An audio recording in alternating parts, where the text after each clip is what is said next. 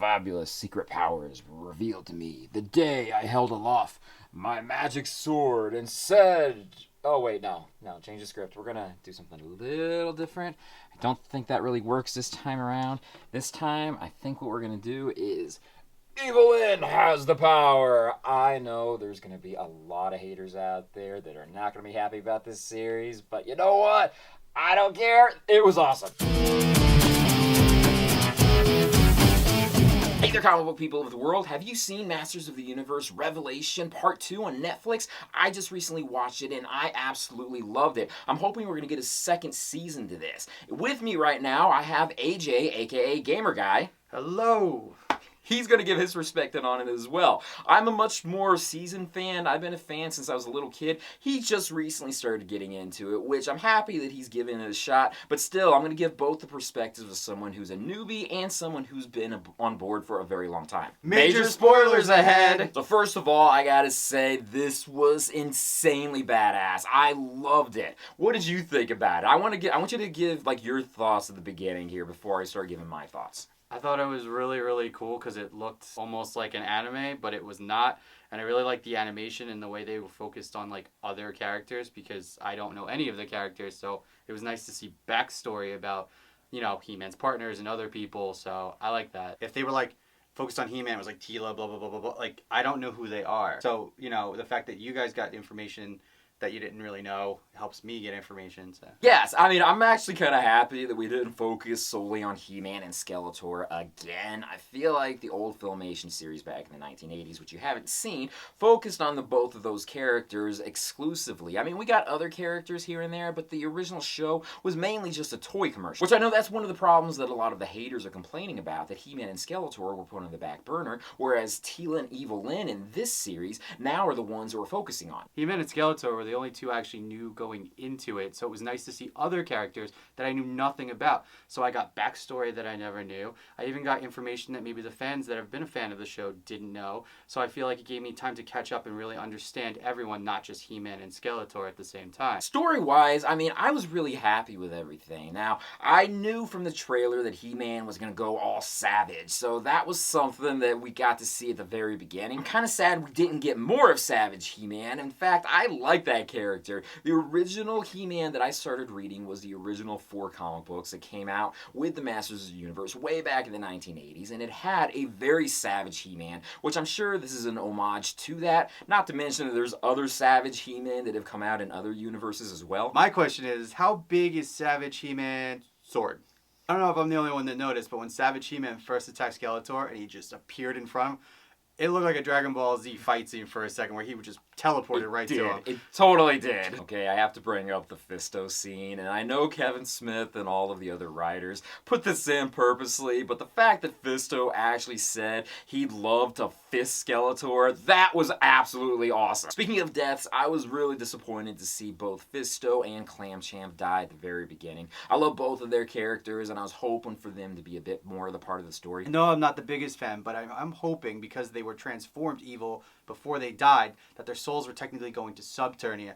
So their souls are still down there, so hopefully they can be brought back since only Preternia was the one that was destroyed. Maybe. I'm hoping that something like that. We are getting... Oh, well, we don't know, but I'm hoping that we're getting a season 2, so there is a possibility. I mean, anything's possible. Orko came back. I will say I was not expecting the whole turn with Evil Lyn taking the power directly from Skeletor. And let me just point out, seeing Evil Lyn seduce Skeletor, that was weird. Even as an adult. I mean, that was just weird to me. I get that he's all flesh here, but this I was thinking that the kissing. How does the kissing work? And Does she just put her lips on his teeth and like put the tongue? The tongue and the... I had no idea how that actually works. When she rose the sword up and she called down the power, I loved it. I mean, I love seeing...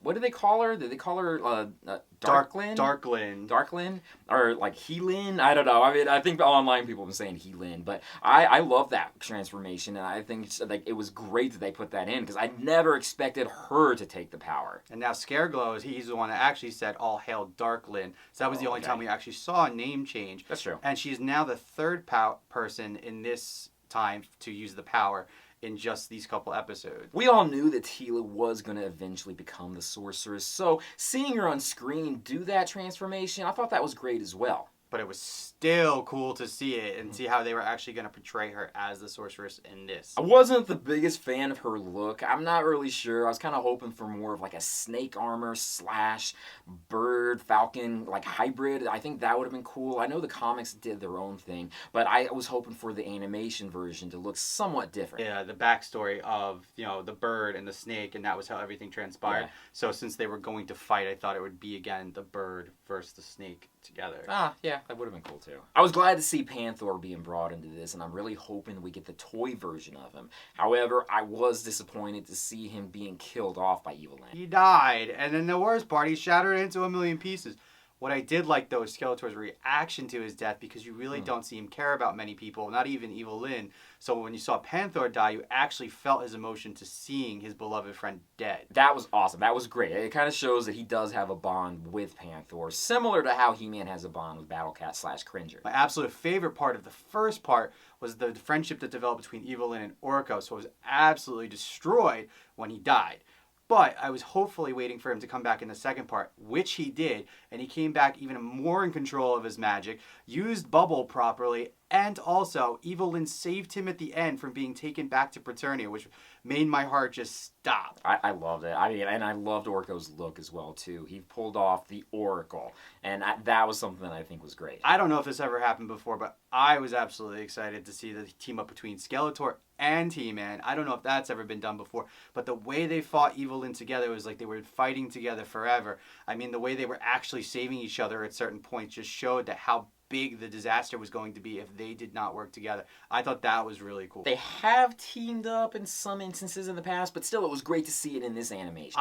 To me, I'd normally, because I didn't watch the other ones, I normally don't see kings and queens like on the battlefield, let alone the queen. And I mean, I thought it was really, really cool. Like the king was taking out the most monsters, and how the queen was pretty much saving other people when they were in a like dire situation, like her husband, He-Man. And I was like, wow, that's awesome that they're actually there fighting on the battlefield. That is great. That is great. Marlena, they've shown her to be a warrior, and they have said that King Randor in the past was a warrior. In the 2000 series that came out, he was much more of like a battle-hardened warrior. In the original Filmation, you don't get to see it. Yeah, he's not really out there as much, but it is great to see them in this as well. The ending of this did blow me away. They left it off almost on a cliffhanger where it could possibly introduce the Horde. They hinted at that in a couple episodes prior to that, where they showed a younger Skeletor recruiting Evil Lyn, and he had the Horde insignia on his belt, and that was kind of cool how they kind of put it in there. I wasn't sure if it was just going to be an Easter egg, but it looks like it's going to lead into something else if we get a second season. I have to admit, though, at the end, I was slightly confused. I don't know why, but I completely forgot about the whole motherboard thing and everyone.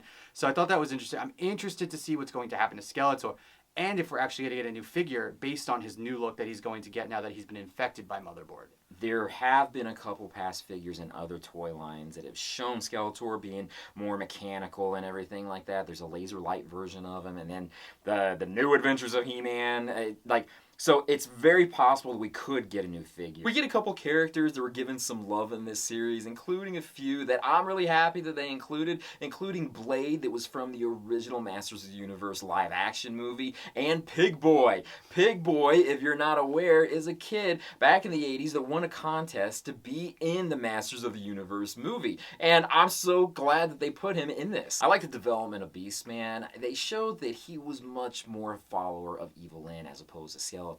In past incarnations, we always see Beastman more like Skeletor's lackey, but in this, he grown more of attachment to Evil Lyn, and he even became like her battle beast. Like her battle cat, Panther, to give the three similarities. Yeah, and I thought that was awesome. I mean, I'm really happy that they did that, although I'm not sure if they could ever make a figure of that because they made him ginormous, and like already if you've seen the Battle Cat that came out from the Revelation series, like he's huge. I don't know how much bigger they can make Battle Beast. I'm just calling Battle Beast. I'm going to go with that. I'm going to start wrapping this up. I personally love this series. I watched it from beginning all the way to the end, and I could not stop. I want to watch it a second time tonight because I feel like I missed a lot of stuff out there. It was incredible. I love the story. I love the animation. I love the development between the characters, and I hope we get a second season to it. I honestly hope for a second season as well. I know I'm not the most avid lover of the series,